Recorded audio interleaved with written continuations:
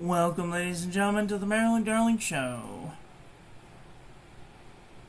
How is everyone doing today? Are you having a nice day? I hope you're having a nice day wherever you are in the world. Oops, let me just get this copied over to the patrons so that they can come and hang out with us too. Create a post, link. Paste the link.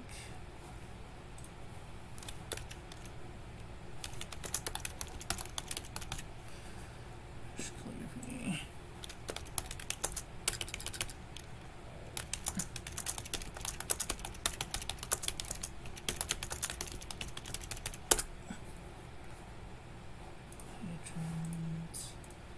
Okay.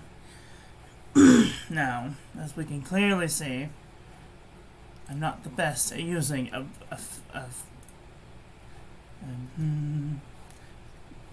bristle brush calligraphy tool. And the first advice that I have to give is to try lots and lots of different brushes. If you have brushes, use them. Use them to your advantage. Use watercolor to your advantage. I am just using Private Reserve, Tropical Blue, and I have separated a little sample because you don't want to dip your brushes directly into a bottle of ink because you don't want to contaminate the bottle. So, take a little bit out, put it in a separate container, separate it so that way you don't contaminate anything. The second thing that you're going to need to know is that when you're using a brush, it's going to be messy, so don't wear your favorite clothes while you're doing brush calligraphy because it's going to splatter towards you and you're going to get these little tiny whatever beads of ink, as you can see here, on your work. So try to put a piece of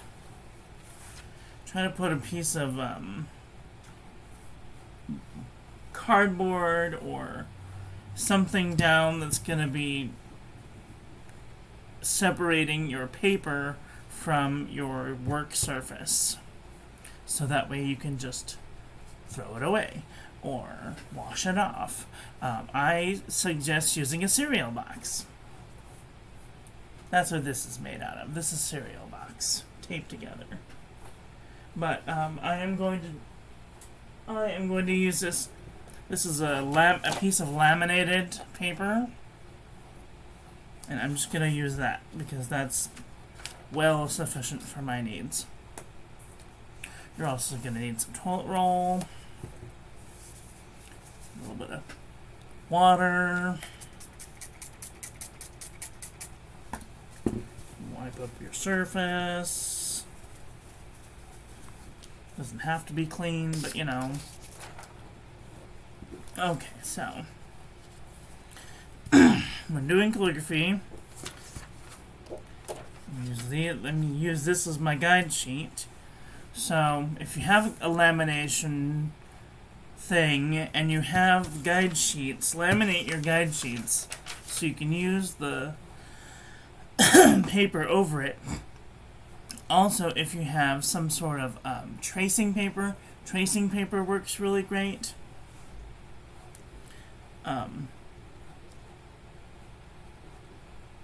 But if you have a laminating service around you, I highly recommend laminating your guide sheets because that will keep them around for a really long time. I did mine myself and it came with a little bend in it, as you can see, which isn't ideal, but for this purposes it'll do fine. So, this is a round brush. Round brushes come in many shapes and sizes. Even though this one's messed up, this one is also a round brush. And even this really long one is a round brush. They all have different characteristics.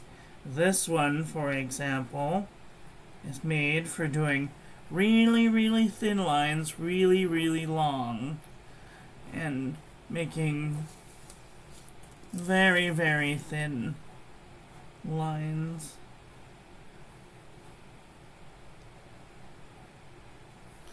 Okay, and you can also make extremely thick lines. So, that's one brush. Another brush that's slightly shorter has kind of the same thing. Can make very thin lines or very thick line. So the length of the brush will depend on how thick you can make the line. If you have a very short brush, very tiny brush, you're not going to be able to make that thick of a line. You'll make thin lines, but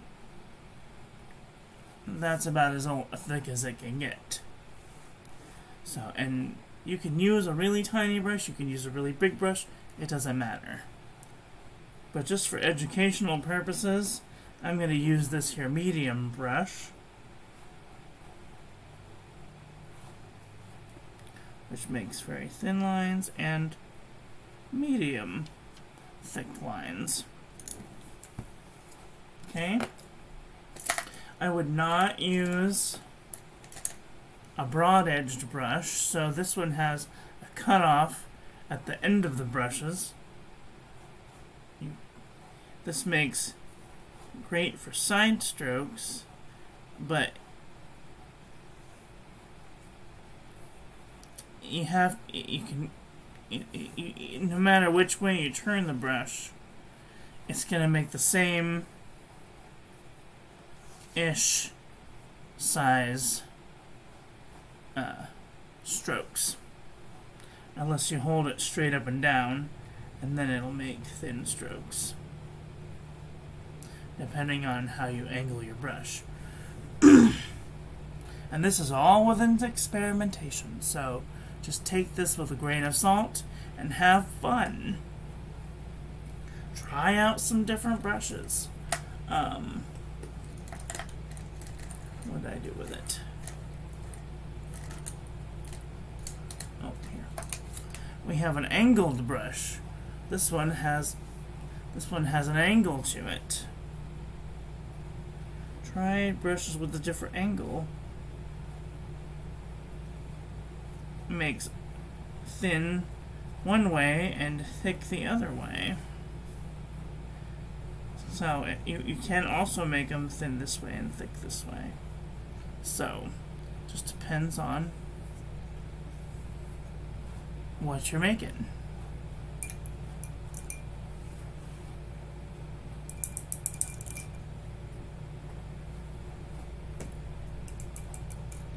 Okay.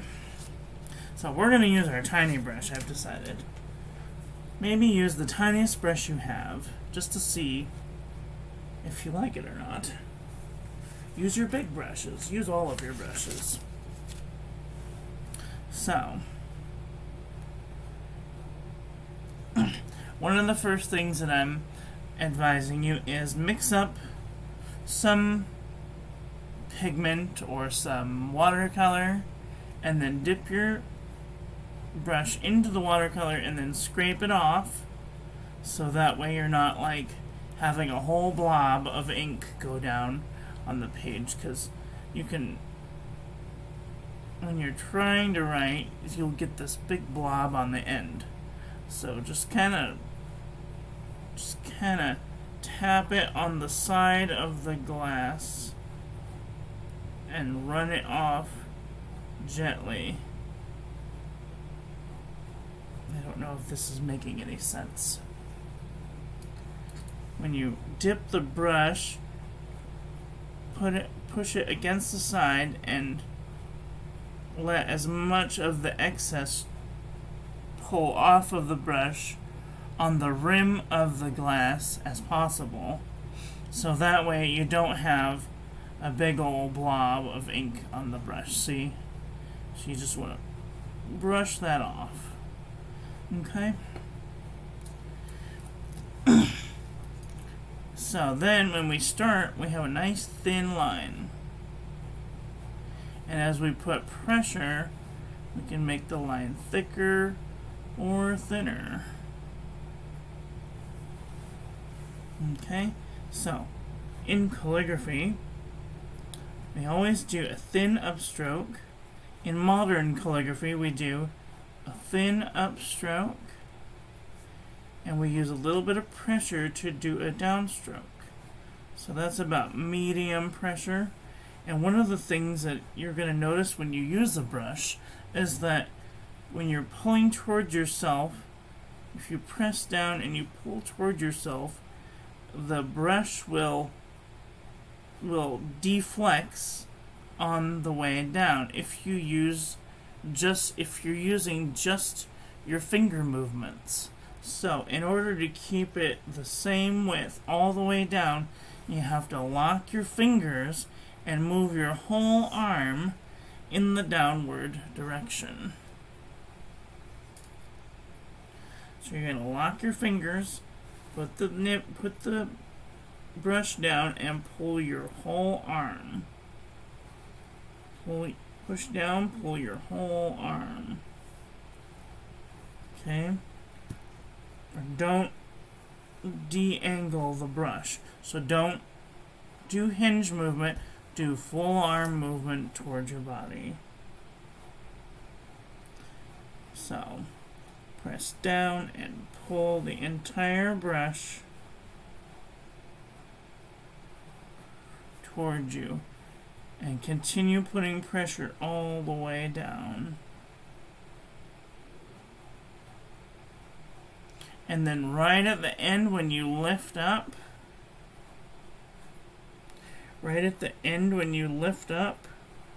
lift so that way the finial of the brush lifts first and the end of the brush lifts last. And that's how you'll get a squared off bottom. So, at the top, you'll do the opposite. You'll put the tip down first, all the way up to the finial, and then press, and then you'll reverse the movement by bringing the tip off last. Am I making any sense at all? Tip, finial, press, finial, tip. That's how we get really good squared off bottoms and tops. And of course you can always go back in and fill it in. So, this is our parallelogram. When we do an upstroke, we're going to do a curved line from the baseline, mark off our x height. We're going to go from the baseline to the x height, which is exactly how tall the letter X should be. And we're going to make an upstroke in the parallelogram from the x height to, from the baseline. The baseline is where the letter sits on, and the x height is how tall an X should be.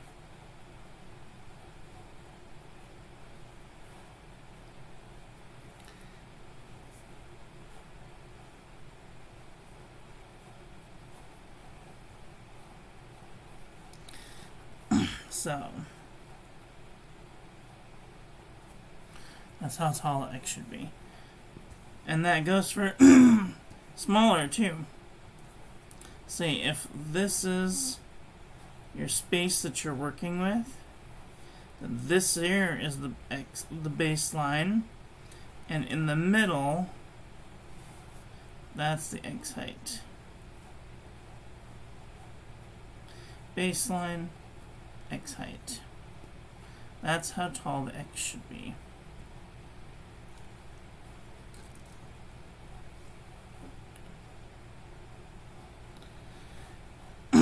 So,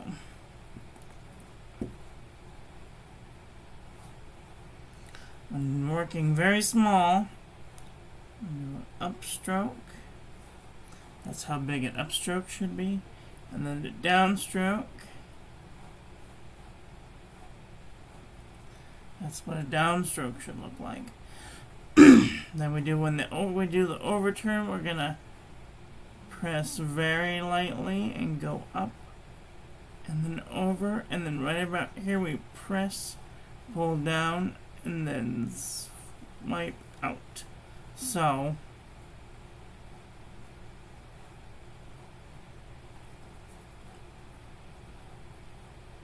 it's a very fine line. Takes lots of muscle control to get that overturn to be very small.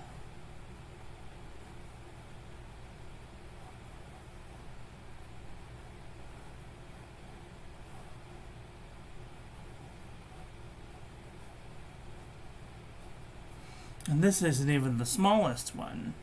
That's why we want to, so now we're gonna go skip a line and say this is the second ascender, first ascender, X height, quarter X height, baseline.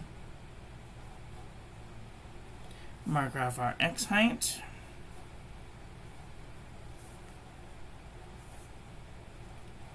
And when we do an upstroke, we go from the baseline to the top of the X height. Okay, and then when we do a full pressure stroke, this is what this is, full pressure stroke, we go from the X height to the baseline. Okay, when we do an overturn, we go from the baseline to the X height, around, and then back to the baseline. So, up light, curve around, a little bit of pressure, and then let up. And the goal is to make this look like a little squared off bottom. It's very difficult because you have to have your pen directly in line. You have to have your brush in direct line with the baseline in order to get it to be. And it's almost completely the opposite of when you're using a dip pen, because a dip pen, you have to have your pen in line with the angle of attack. But when you're using a brush, you have to have it 90 degrees from that direction. So you have to have your pen at almost the same angle as the baseline.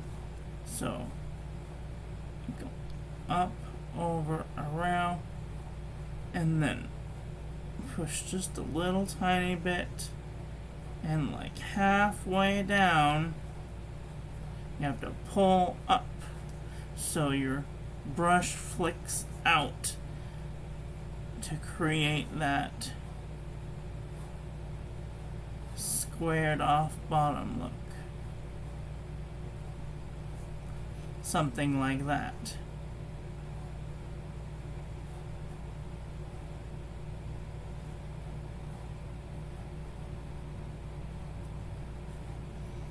See? It's a very slow, methodical process. Up, light, around, down, and like about right at the quarter is you're gonna start letting up, so that way your brush can flick out that way. And right about there, you want to start letting up. And your brush will flick out, and then you can push back down and come back up.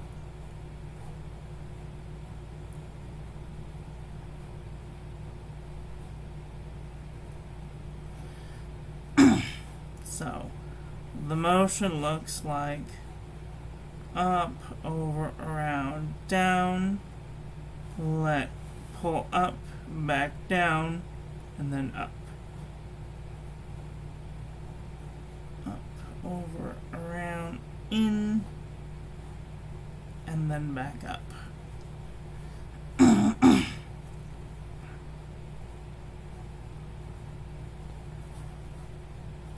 Up, over, around, in, flick out, down, and up. Let's do it bigger. Let's change the X height. This is our X height. So this is our second ascender, first ascender. Up, over, around, down, flick out, come back in, and come back up. So we're still making this shape right here, but bigger. Sometimes it helps to make things bigger. Up, over, around, down, flick in, press down, come back up.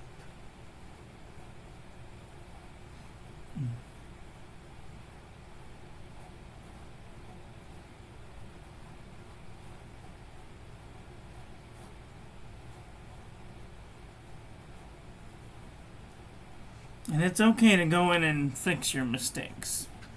Nobody's perfect. Most master calligraphers aren't even perfect, even though they claim to be. Okay, so let's try the underturn. The underturn, let's go real small, is you're going to put your tip down, press just a little bit, pull towards you, hit the baseline, and then you come up with just the tiniest bit of pressure. A little bigger, press down, let up, and even bigger, we're going to press down, pull towards you. As soon as you hit that quarter, and come back up.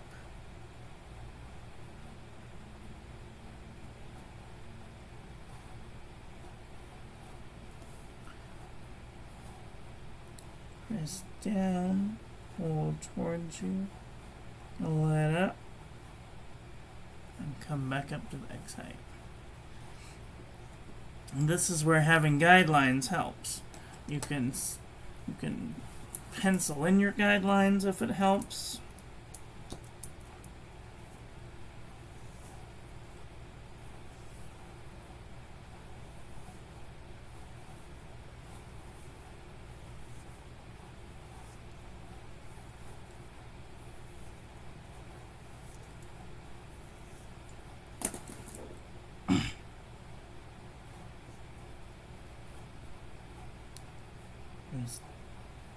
Make sure that your brush is angled with the baseline. Press down, pull towards you, let up, curve around, and come back up.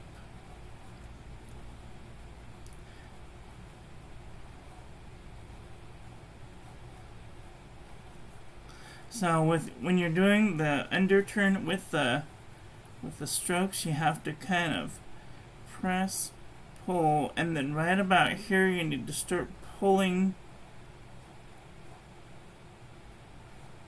to go back up. So kind of pushing, and then right here you're starting to pull, and then very lightly as possible come back up to the baseline. press, push, and then pull back up to the X height. Is this making any sense? It's very difficult to try and demonstrate and talk at the same time. So, let's try a compound curve. So, we have our square here. We're going to go up on the X height. We're going to come down. We're going to press just a little tiny bit, come back to a hairline, and then back up to the X height. So we're only going to be pressing full on from about there to there.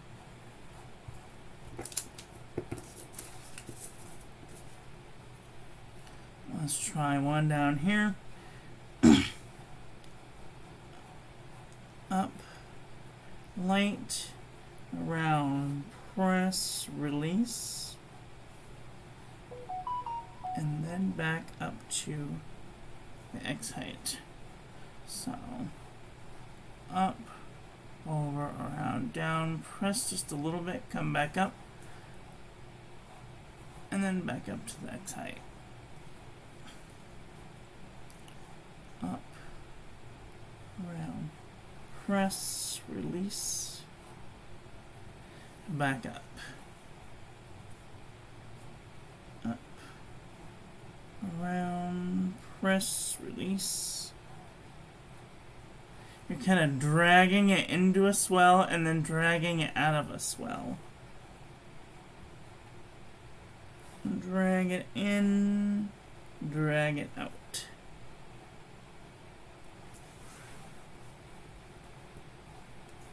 Okay.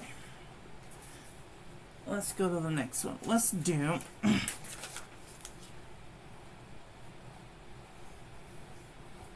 ascending stem loop. So we're going to drop 2 down. We're going to mark off our X height.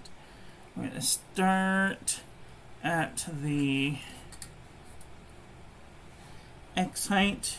We're going to come away from the 55. We're going to come up, over, around. We're going to lift. We're going to come back down, and we're going to come down.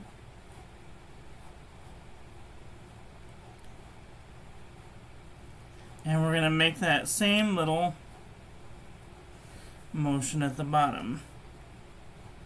So, up, around, lift, come back,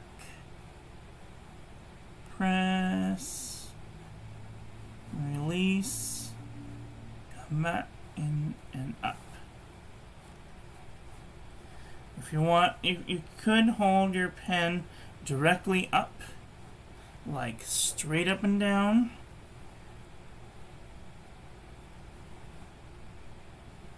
But you're not going to get any swell when you press into the page, as opposed to dragging the bristles down. Now, if you had a thicker brush, where's my thicker brush? You would have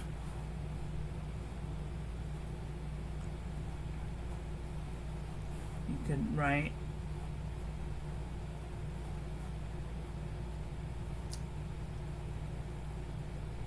a thicker way by pressing down, but bringing it back up without having the splatter is rather difficult. So just keep that in mind. It's much easier to have some control when you come up and then let up. Or what you can do is you can have it straight up and down, come up, around, and then down, and then as soon as you get here,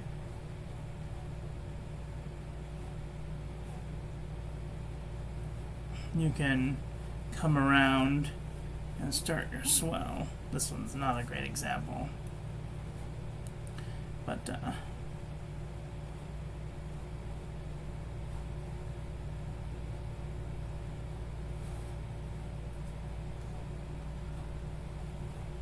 so the other thing that you can do is called a rollover. So a rollover is what happens when you roll your brush, your bristles around the point and bring them back down. So let's see, how can I demonstrate this? You have your bristles, and you're going to bring them up, around, and then they're going to roll around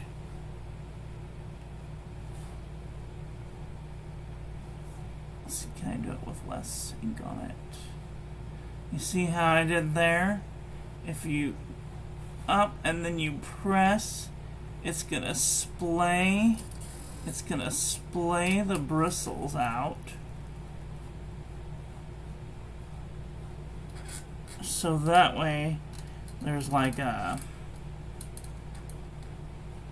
see what's happening? It's having this blob come out here, and you really don't want that. So you want to try and have as much control as possible by going really lightly and then into your shade like that. Gentle, gentle pressures.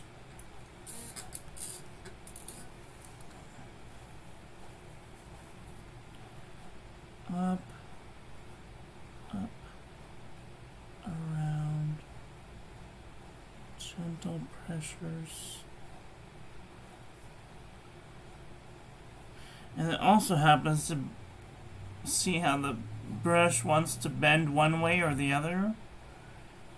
If you take your brush and you put the bristles so that way that they face downward and you try and do this, it's gonna really have this thing going on right there. You don't want that. So point the bristles toward the direction that they want to go after they complete the loop. So I want them to be like this when I complete the loop, so I'm going to come up and over.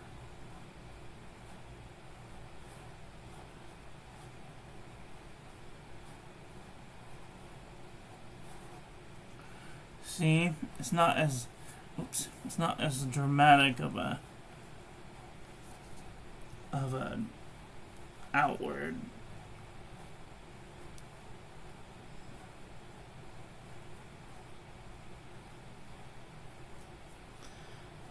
The ascending stem loop is probably the most difficult letter to do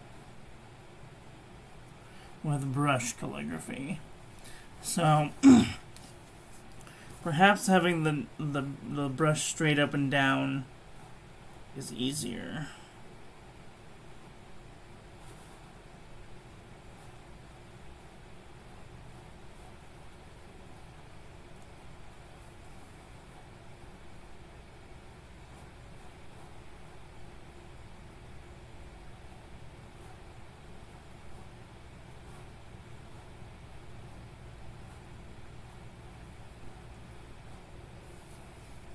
Okay.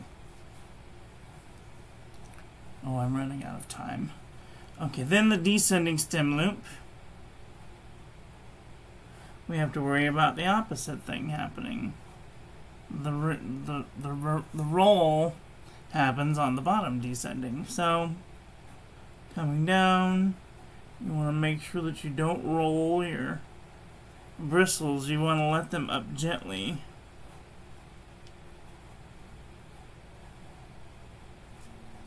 Very small movements, so just be aware. Okay.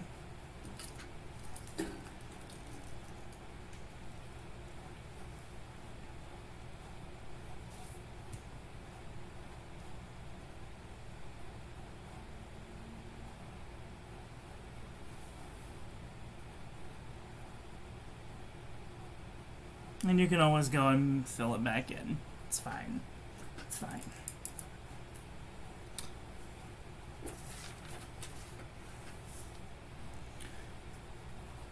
Okay. I have like 6 more minutes. So I have to go. So, the oval is the last one. Let's drop 2 down, mark off our X height. We're going to come from the side of the oval. We're going to come up light. Roll the bristles slowly. And drag them up and out of that oval.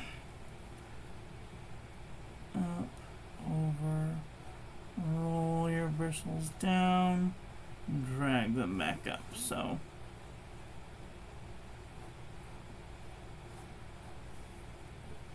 that's what an oval looks like, kinda.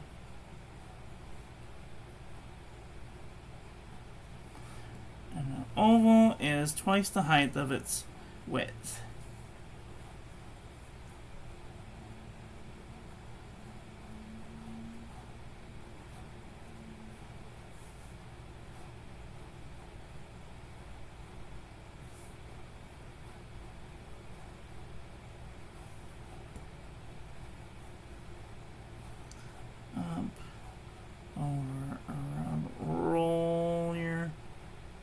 Bristles and drag them out, or you can use pressure up, pressure, all that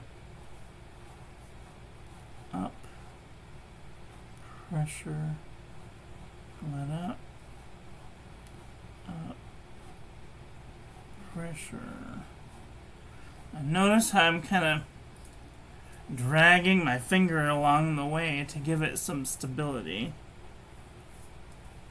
I'm kind of up.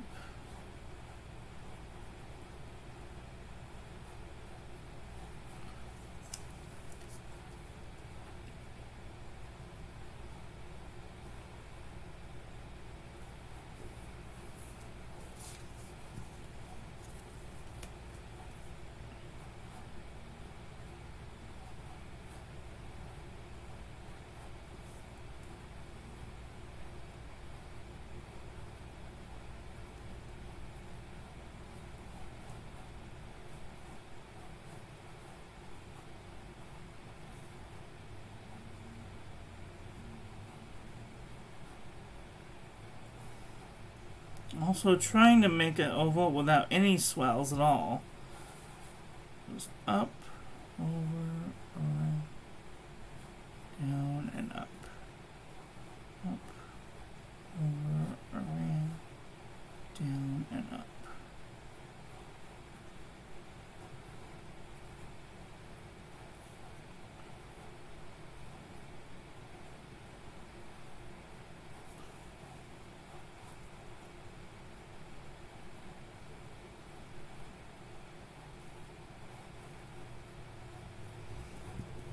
You're going to go through many, many, many pages of just practicing ovals.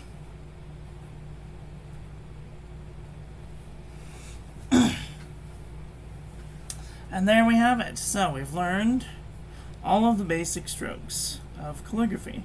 We've learned the upstroke, the downstroke, overturn, underturn, compound curve, the ascending stem loop, descending stem loop, and the oval. Oops.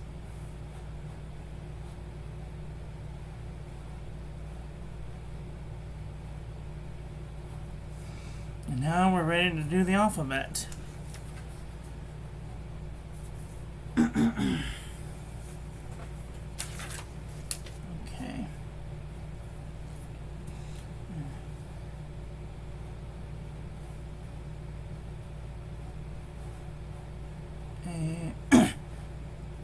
upstroke, oval, underturn, upstroke, ascending stem loop, reverse oval, upstroke, C oval,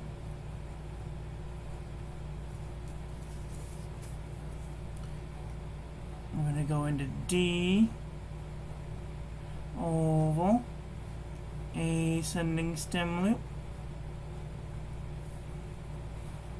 E,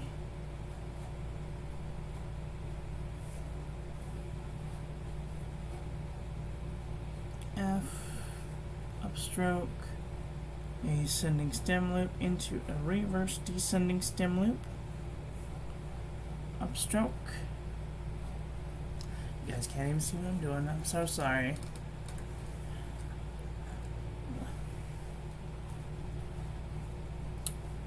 G would be an oval,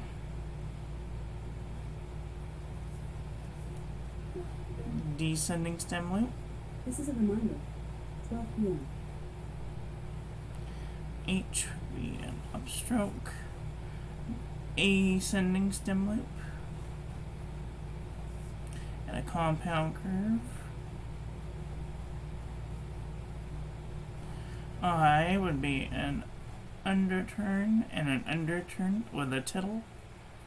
J would be an upstroke with a descending stem loop and an upstroke. K would be an upstroke with an ascending stem loop, a reverse stem loop, and a modified underturn. An L, should have been marking off my excites. An L would be an upstroke, and an ascending stem loop into an underturn. An M would be an overturn, an overturn, and a compound curve. An M would be an overturn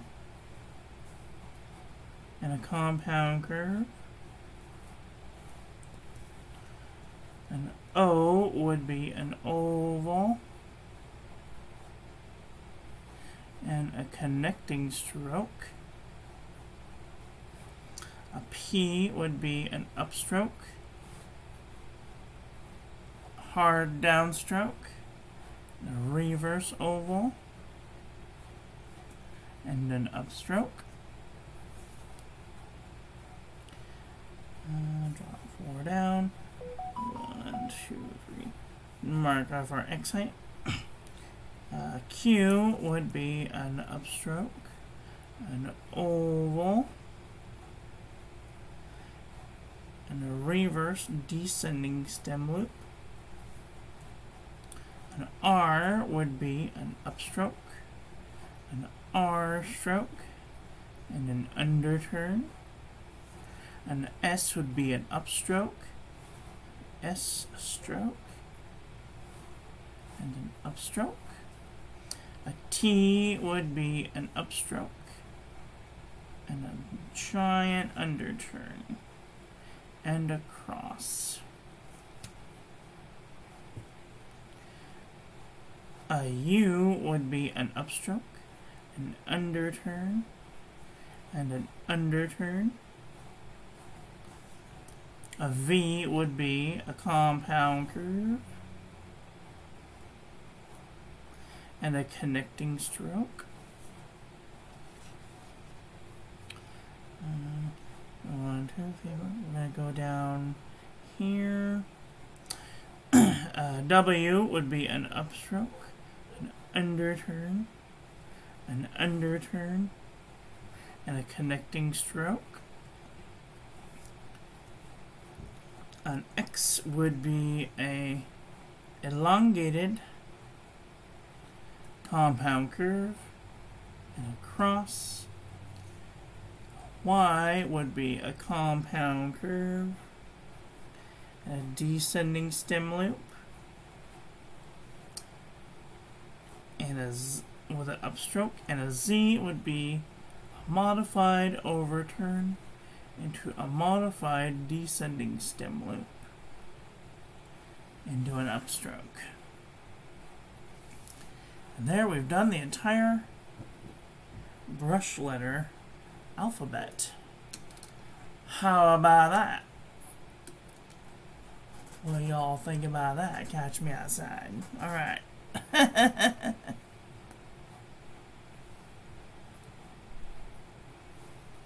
Phew. We've sure done a lot today. So, I have to be going. So.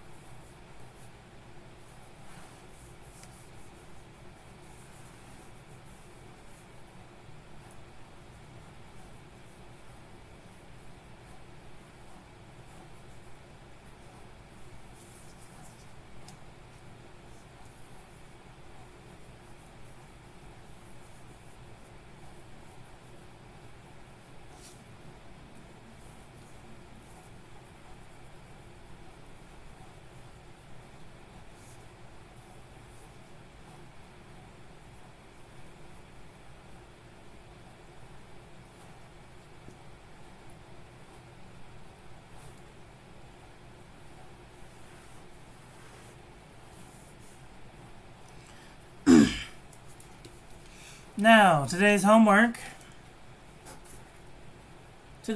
will be to write out the word of the day. I don't know what the word of the day is. Let's see if I can find out what the word of the day is. Today's word of the day, dictionary.com, is clout. Drop 4 down, mark off our excite, modified oval, ascending stem light, oval, the connecting stroke into an underturn, and an underturn.